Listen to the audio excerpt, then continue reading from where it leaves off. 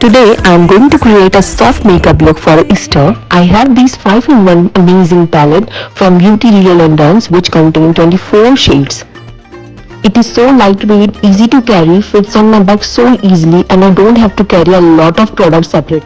For base makeup, I am picking up the shade MB27 to cover the pigmentations and shade MB29 for all over the face and neck.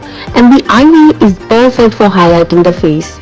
Shade ML4 is the darkest and perfect to contour. For blush, I am picking up the shade ML5. Next for the eyes, I want to go for subtle brown and pink shades which are the shade RB1 and RB2, blending it gently and applying the shade ES3 shimmer on the corner to mid and the black liner of course. For lipstick, I am picking up the darkest shade ML6 to line up the lips and shade ML1 to fill the lips.